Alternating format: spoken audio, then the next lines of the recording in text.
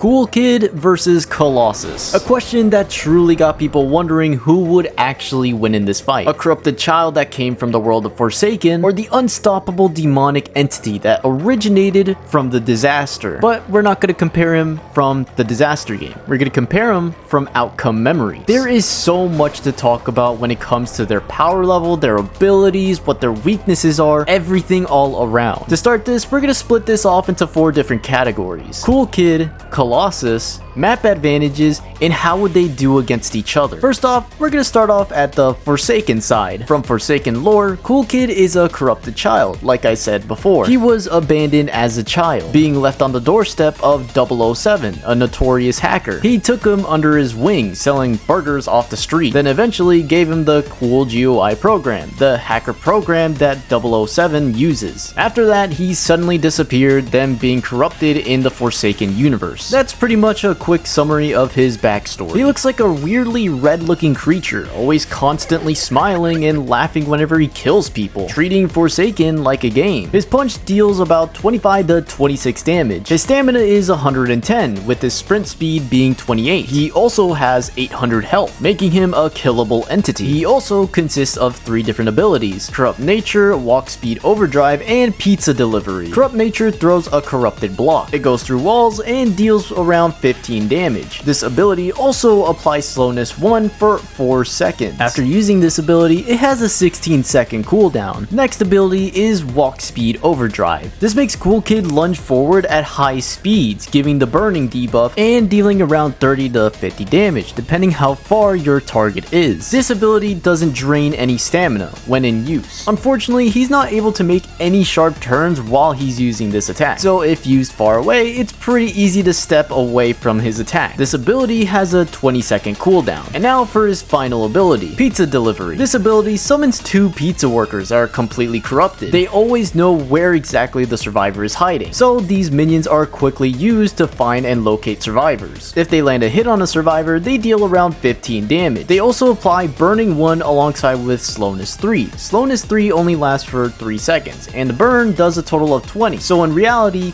you would be making around 35 damage. The cooldown for this ability is 50 seconds, so you're not going to be able to use this a ton. That's pretty much it for all of CoolKid's kit. He's fairly quick. Based on his kit, he's always usually constantly attacking. He's basically built to overwhelm survivors in any way possible. Now on to Colossus. The Colossus I'm going to be talking about isn't going to be from the disaster, where he originated. I'm going to be talking about the one from Outcome Memories. I do have to warn you, Colossus is subject to change, since he's pretty much an unreleased executioner, so he might be a bit too powerful for this fight. Anyways, let's start with Colossus lore. While in a match in the disaster, he was chasing after a Knuckles. Knuckles jumped through the green ring, which is the only method to escape. Seeing this, Colossus followed him in. Instead of ending up somewhere where Knuckles would be, he ended up in Outcome Memories. Yeah, I mean, his origins are a bit obscure, but the only thing we know is it's a demon possessing the corpse of Sonic. Doing this ended up mutating the corpse, which is why his right arm got replaced into a grotesque spiked meat thing. Anyways, enough of that. We had to cover his stats. His sprint speed is 50. He has absolutely no stamina bars, so he can run forever. He deals around 55 damage, which is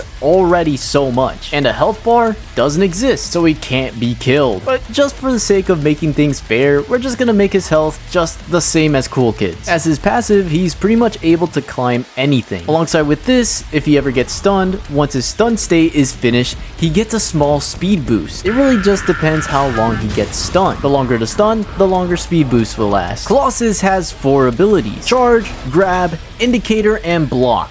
Charge has got to be one of his best abilities. When in use, if he impales a survivor, he does around 26 damage, and if he slams these survivors on the wall, he does an additional 25, dealing a total of 51 damage with just this ability alone. Once he's done, he throws his victims to the side, giving them a chance to run away. If he misses or ends up hitting a wall, his charge will end prematurely, although this is less likely to happen as Colossus is able to maneuver around more compared to CoolKid's charge. His current cooldown for this ability is 25 seconds, although this isn't finalized. But just for the sake of it, let's say 25 seconds is the cooldown. His next most dangerous ability is Grab. He uses his right spike arm to pierce them through the chest to keep them up in the air. While holding them up, he can bash them 3 times, dealing 12 damage each. Assuming that there's no one else that could save CoolKid, all 3 bashes are definitely guaranteed, dealing a total of 36 damage. And just like Charge, he throws them off once he's finished. The cooldown for this ability is 25 seconds. Same thing, not finalized. His next ability is Indicator. It reveals anyone's locations for about 6.5 seconds. When he uses this ability, there's really nowhere else to hide. This has a 15-second cooldown, so it's best to stay on the run rather than hiding at a certain spot. His final most useful ability is Block. When in use, if someone hits him, he's able to retaliate and deal damage. This deals around 35 damage. If someone tries a range attack, he will also retaliate by pulling a rock from the ground and throwing it to the exact direction from where he got hit. There is no way to avoid this, so it guarantees that damage. The only other way to counter this is just by doing nothing when he glows white. His block only lasts for 3.5 seconds, so that's just 3 seconds to wait out. If no one hits him, it's a 35-second cooldown. If someone hits him, it is a 20-second cooldown instead. That's pretty much all the info on Colossus. He's a big guy and a heavy hitter. He has a way to retaliate and find people, alongside with pressuring survivors by grabbing them or chasing straight after them to pierce them. So yeah, overall, he's a heavy big tank. Now that we finally got the full stats of both executioners, let's talk about map home advantages. I'll be taking into account everything on Forsaken and everything in Outcome Memories. Starting with CoolKid's home advantage. Based on the maps, some of them actually have a few walls, more than Outcome Memories. Sure, a few maps are a bit big for Colossus to work with, but most of the maps have a bunch of different walls to hide behind. Unfortunately, this still gives Colossus the map advantage. Sure, CoolKid is from the Forsaken world and he knows everything about the maps, but for Colossus, he can quickly turn from any wall to get to his targets. Meanwhile, CoolKid slams into them. This goes for all 15 playable Forsaken maps, so unfortunately, the world of Forsaken still gives Colossus the map advantages. Alright, now for Colossus home turf. In the world of Outcome Memories, some of the maps are actually pretty vast. There's really little to no walls to stop Colossus. I mean, in a way, this also gives CoolKid a map advantage too, because there's really no other walls to stop his charge too. But of course, this is Colossus we're talking about. He's more faster and very strong. CoolKid's abilities are able to slow him down with slowness debuffs or fire burn, but this is just preventing the inevitable. Now, in conclusion, Outcome Memories maps do help out CoolKid a bit more, but Colossus is still getting the full map advantage, because again, he knows the place, he has tracker, he's able to charge with long hallways, because pretty much all the maps are open, with little to no walls or barriers. Now, with everything in mind, we can finally form a conclusion on who wins. If we compare both stats alongside with their map's advantages and disadvantages, the true winner of this Executioner Brawl would be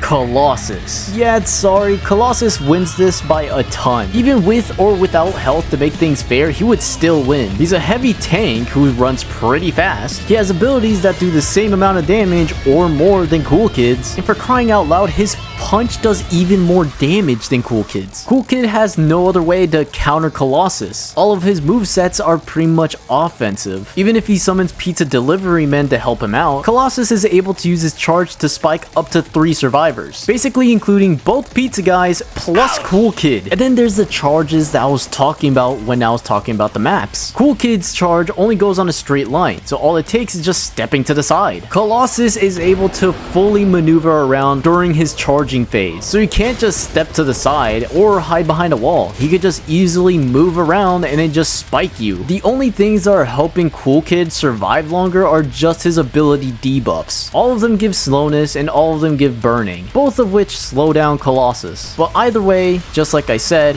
Colossus takes home the trophy. I hope you liked this analyzation video, as I actually really enjoyed studying up both characters and making them fight each other. If you want more like these, just go ahead and give me, let's say, about 3,000 likes. And then you could also suggest in the comments who you want me to pin up next. I really only made this video because this topic of Colossus versus CoolKid pretty much got popular on Twitter. Who knows, maybe I would make another one.